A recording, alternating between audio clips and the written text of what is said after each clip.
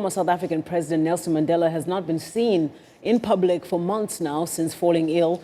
But here in Washington, D.C., people will now get to see him every day in the form of a statue in his likeness. Nelson Mandela, Nelson Mandela. South Africans from all over the world could not be prouder. A larger-than-life statue of their former president, Nelson Mandela, now stands tall at the South African Embassy in Washington. Ibrahim Rasool, South Africa's ambassador to the U.S., says Mandela's legacy is enduring.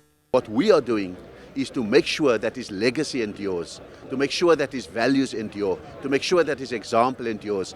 And therefore, whoever comes after Mr. Mandela anywhere in the world will always refer to the man who changed the fortunes of a nation. Around the world, people have expressed their concern about the health of Mr. Mandela. His daughter, Zinzi Mandela, dispelled rumors that Mr. Mandela has passed, saying he's alive and that the statue will preserve his legacy. He is a fighter, that he is strong, that he's still with us, and that he's recovering slowly, one day at a time.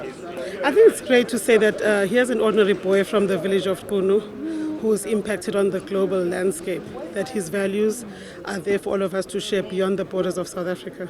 The fight to end apartheid in South Africa was a global fight that had roots here in the United States. Key players included people like Randall Robinson, founder and former president of Trans-Africa, advocates who later became members of Congress like Maxine Waters, and others. U.S. Congresswoman Sheila Jackson Lee was one of them. I am a child of the efforts that were waged to ensure that our nation reflected the need for South Africa's freedom. We're pleased to the extent that we've made any contribution at all to the, first of all, the democratization of South Africa, and secondly, the location of the statue here in front of the South African Embassy will forever be a tribute to the work that was done right here in Washington, D.C. in raising the issue of apartheid so that the country as a whole could understand the implications of a system like that continuing. African Americans, students, civil rights leaders all came to this embassy to protest what we saw as one of the greatest injustices on the planet, which was the apartheid regime, but also U.S. support for the apartheid regime. Through hard work and dedication and really just not giving up and always believing it was possible, apartheid crumbled. The chair of the African Union Commission, Nkosazana Dlamini Zuma, also a South African, says the task now is to ensure the legacy of Mr. Mandela lives on through concerted efforts to improve the lives of ordinary people. Mandela has taught us that we should love other people, we should respect other people, we should fight for children to have food, to have education. We must make sure people have houses, have got water, have got electricity, and that the well-being of all people is what we should be struggling for.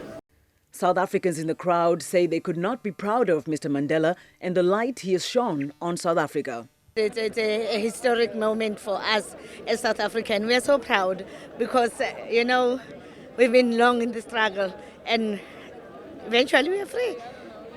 Onlookers posed and gazed admiringly at the statue made out of bronze. Jean Doyle is the sculptor. I was asked to sculpt it as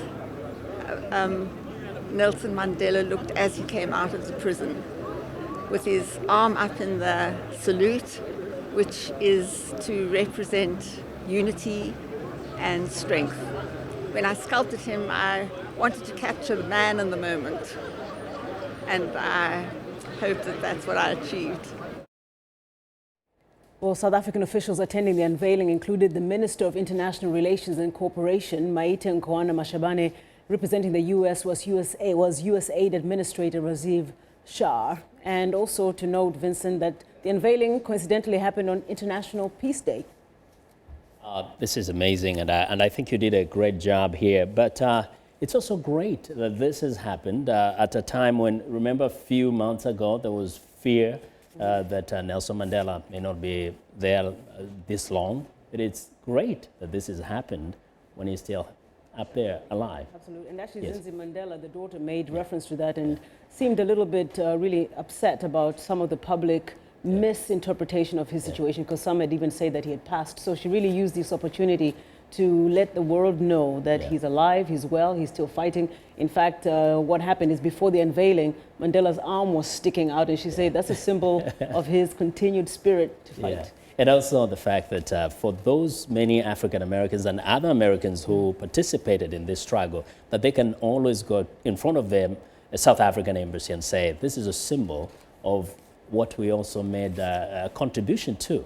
In fact, Ambassador Rasool said that this was an exorcism, because when they first were fighting for the anti-apartheid movement to end, they were standing in front of the very same embassy, which at the time was pushing for apartheid. So ended well.